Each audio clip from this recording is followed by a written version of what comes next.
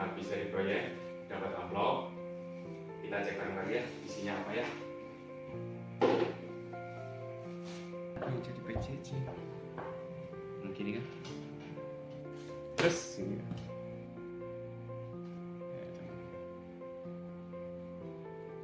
Oke teman-teman, amplop ini mohon jangan dilipat.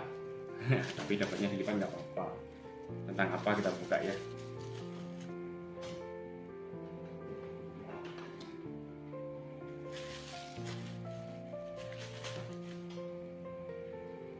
Untung ada. Ini tentang apa? 1, 2, 3. Oh, sertifikat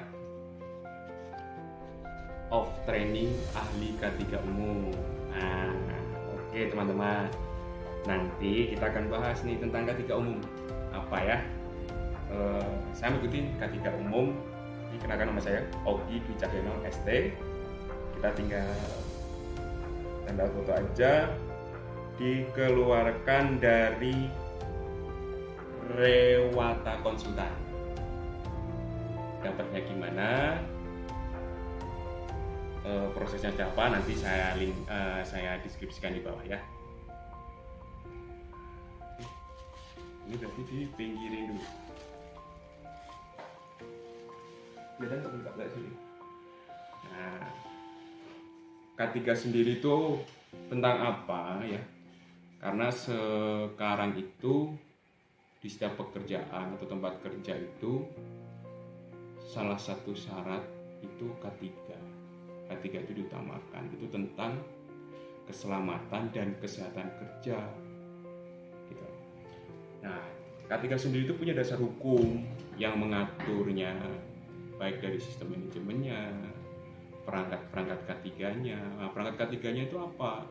Selain alat itu ada namanya itu P2K3, Panitia Pembina Keselamatan Kesehatan Kerja. Itu penting karena itu mengatur penerapan prinsip K3 untuk mengikat antara pemilik usaha atau orang yang bekerja dalam satu lingkup kerja itu. Simpelnya itu penerapan K3 itu dimulai dari kita berangkat kerja dari rumah sampai kita balik lagi ketemu keluarga, ketemu anak, istri ya gitu kan, dalam kondisi sehat gitu ya. Nah, kepada siapa K3 itu diterapkan?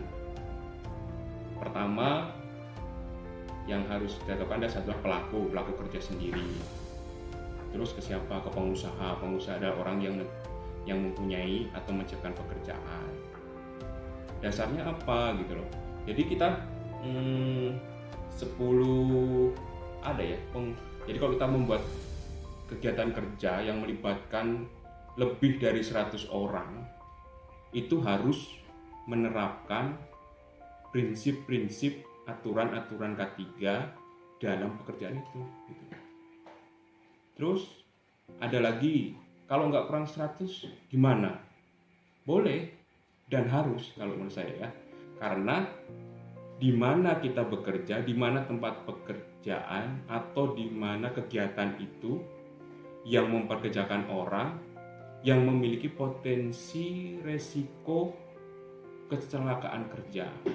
Amit-amit ya, kecelakaan kerja. Seperti contohnya kalau di pabrik itu ada peledakan. Peledakan bisa apa? Bisa peledakan gas usahanya, alat kerjanya, kebakaran karena human error atau karena mesin yang sudah harus diregulasi lagi, atau yang paling tersimpel keracunan dalam bekerja. Keracunan bekerja apa? Mungkin kita ada salah satu kegiatan pekerjaan yang melibatkan bahan kimia gitu, kita menaruhnya bebas aja, sama pekerja lain datang diambil diminum, padahal itu zat kimia. Nah, gitu. Nah, kalau saya pribadi kenapa pakai K3 ini? Karena kegiatan kerja saya base-nya itu pertama adalah factory, perusahaan, pabrik, dan kedua saya adalah jasa konstruksi. Itu sangat penting. Menurut saya itu sangat penting dan perlu. Tidak sekedar lagi suatu gaya-gayaan, tapi itu perlu, harus diterapkan. Karena keselamatan kerja sendiri, karyawan kita atau diri kita sendiri yang bekerja saat itu penting. Nah, terkait K3, unsur-unsur K3 apa? Kita akan bahas detail, cuma nanti saya akan membahasnya di lingkup pabrik ya, factory dan konsumsi. Termasuk apa-apa saja yang di dalam unsur K3 ya. Yang paling simpel ada APD. APD itu apa sih?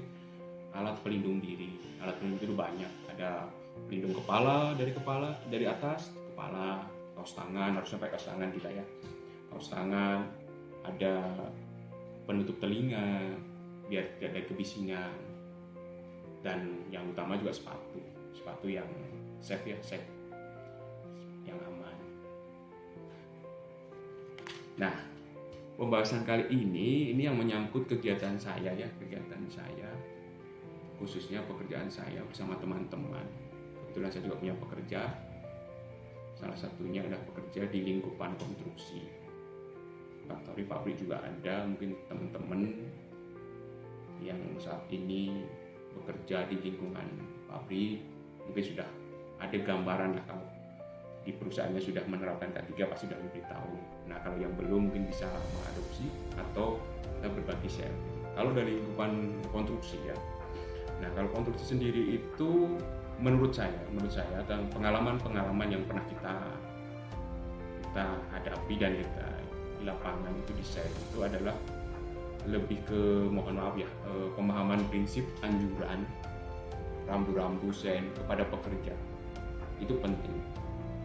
Nah, kalau di lingkupan konstruksi kan banyak ya, ada scaffolding, ada stagger, ada alat berat, terus ada pemindahan bahan satu ke tempat satu yang lebih tinggi atau digeser.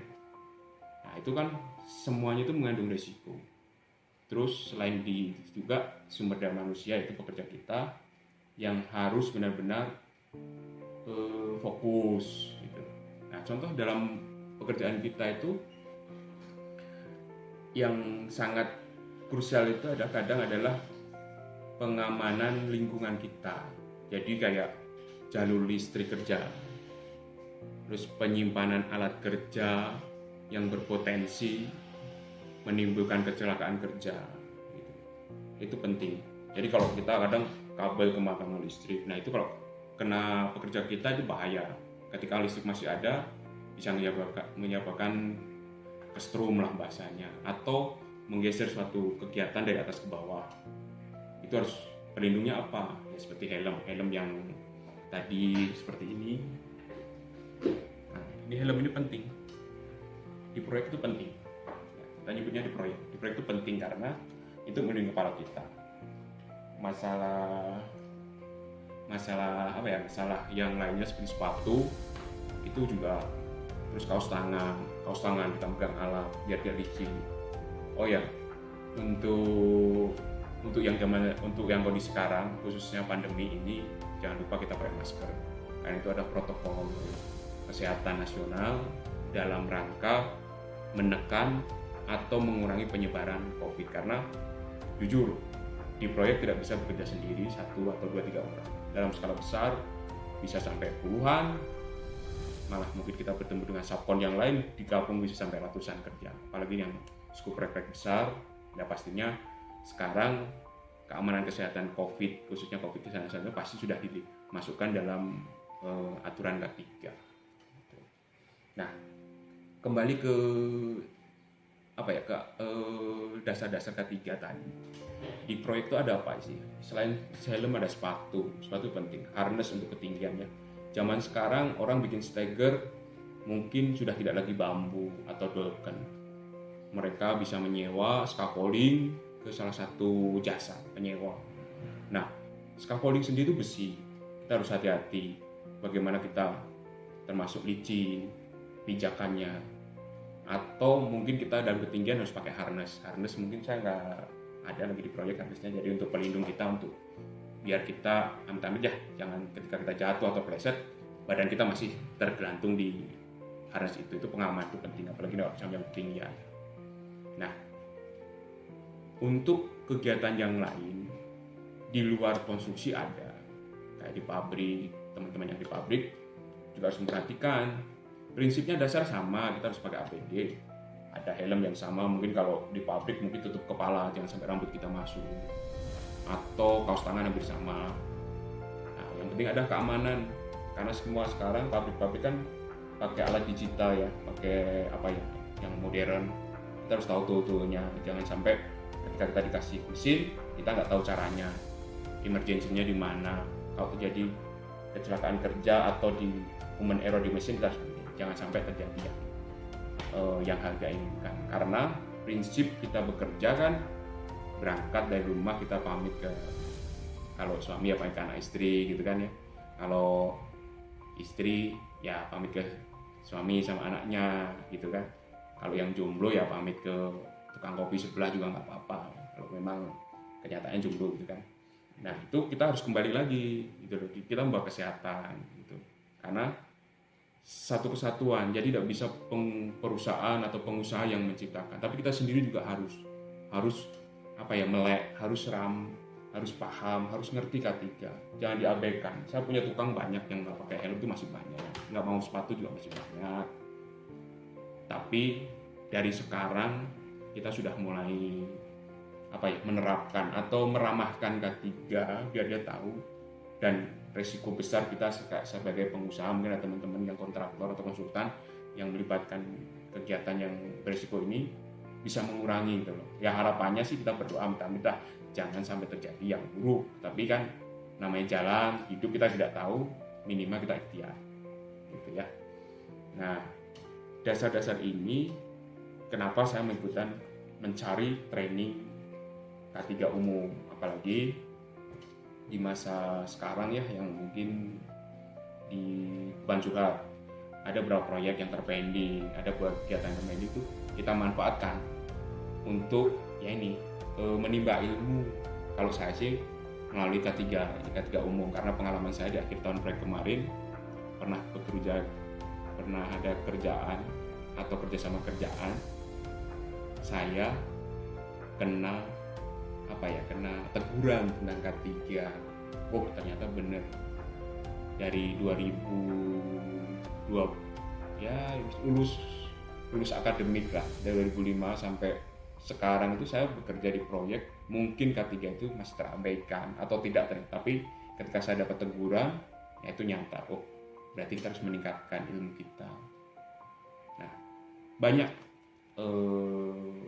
jalan sekarang itu webinar yang membahas tentang ilmu K3, yang tidak lagi seperti dulu yang kita harus K3 datang ke suatu tempat, duduk, kita seperti seminar hampir 6 hari, biasanya 10 hari ya. Mungkin dengan tipe-tipe online yang seperti Rewanata konsultan yang saya ikutin ini, insya Allah ini dasarnya kuat, karena ini juga konsultan yang banyak digunakan, konsultan manajemen untuk menggerakkan kegiatan-kegiatan seperti ini.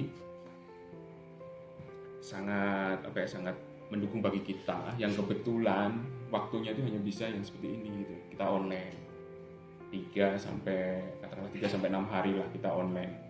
Enggak apa-apa. Jadi kita dengerin.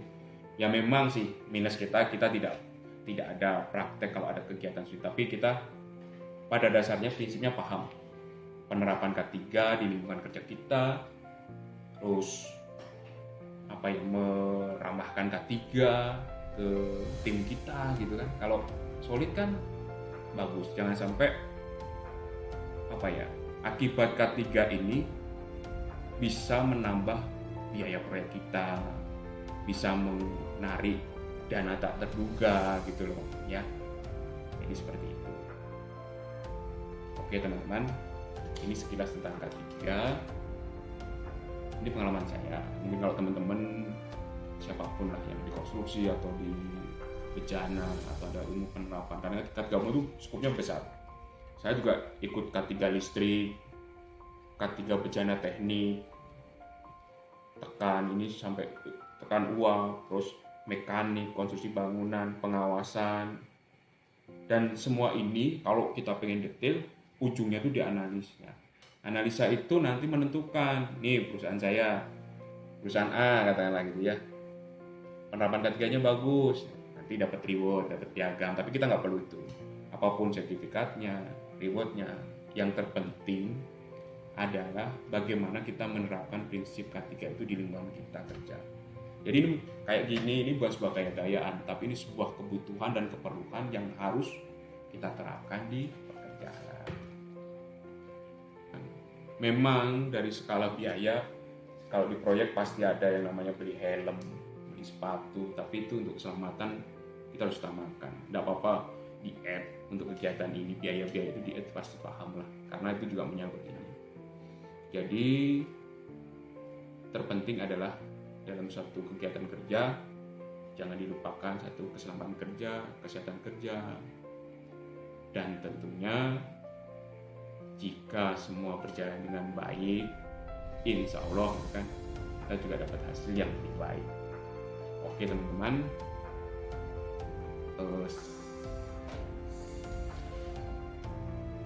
pembahasan atau bedah amplop atau buka amplop tentang K3 mungkin di ke depan atau di channel-channel kita berikutnya kita akan membahas apa tentang kegiatan-kegiatan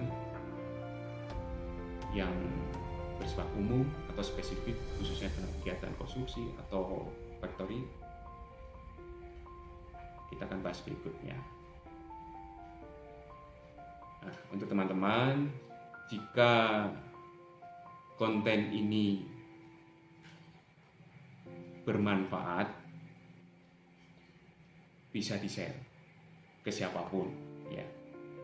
Kalau ini menyenangkan, jangan lupa di-like gitu kan. Nah, kalau konten kami ini bisa bermanfaat lebih, jangan lupa di-subscribe. Sementara itu pembahasan tentang K3. Sampai ketemu di konten-konten berikutnya. Terima kasih teman-teman.